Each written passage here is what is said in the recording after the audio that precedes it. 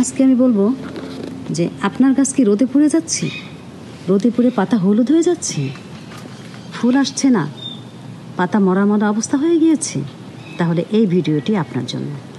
তো দেখেন আমি কিভাবে গাছকে রোদের হাত থেকে কিছুটা হলেও রক্ষা করতে পেরেছি।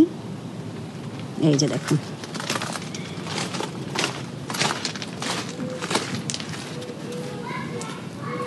এই যে এইভাবে, এই যে দেখুন এভাবে আমি গাছকে পর্দা করে দিয়েছি। এতে করে আমার কিছুটা হলেও তো গাছটা বেঁচে থাকবে, এবং বেঁচে থাকলে সে ইনশাল্লাহ পরবর্তীতে এই গরমের পরে যে আগস্ট সেপ্টেম্বর মাসে আমাকে আবার ফুল এবং ফল দেওয়া শুরু করবে। দেখেন আমি গাছে কি দিয়েছি আপনাদেরকে আমি দেখাই। এই যে আমি পুরা বাগানকে আমি চট দিয়ে ঢেকে দিয়েছি। এই দেখেন, এই যে এটা হচ্ছে আর কিছুই না, এটা হচ্ছে ছালার চট। তো এখানে যে চটটা পাওয়া যায় বেশ ভালো মোটা মোটা চট। তো এইটাকে আমি এই যে এভাবে করে পর্দা করে দিয়েছি। এই যে দেখেন, তো আপনিও পারলে চাইলে এভাবে করতে পারেন। আর ওই যে মাচার উপরে দেখা যায় ওই যে আমার সিম গাছ দেখেন এখন পর্যন্ত বেঁচে আছে, এবং তাদের দেখেন তাদের এইভাবে করে আমি আমার গাছগুলিকে পর্দা করে দিই। মাশাআল্লাহ, এভাবে চাইলে আপনিও দিতে পারেন।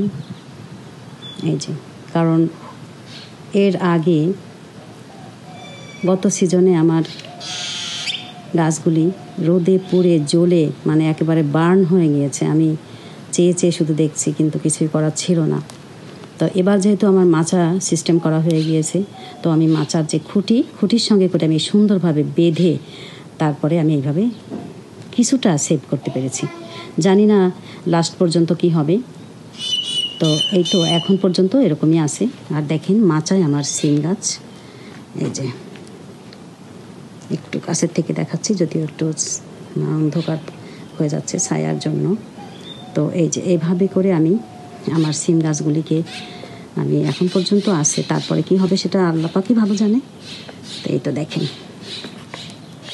এটার ভিতরে আমার সব গাছপালা আছে। এখানে আমি আপনাদেরকে যদি দেখাই এভাবে দেখেন, এই যে এটা হচ্ছে আমার সামারকালীন টমেটো। তো এটা টমেটো পেকে গেলে এগুলো কেটে ফেলবো অবশ্য। আর এই হচ্ছে আমার দেখেন সিম গাছ কোথায় গিয়েছে, তবে প্রচুর সিমে ফুল আসছে। আর এগুলোকে কি মেরে ফেলা যায় বলেন? এই যে এই হচ্ছে আমার পুঁইশাক গাছ, এটা হচ্ছে আমার একটা ধুন্দল গাছ, পাশে আছে বরবটি গাছ। তো যাই হোক, আল্লাহ ভরসা, দেখা যাক আল্লাহ পাক কী করেন। তো আমি যতটুকু চেষ্টা করেছি, যতটুকু আমার সাধ্য অনুযায়ী আমি ওদেরকে সেভ করার চেষ্টা করেছি। তো ভালো থাকবেন সবাই, আল্লাহ হাফেজ।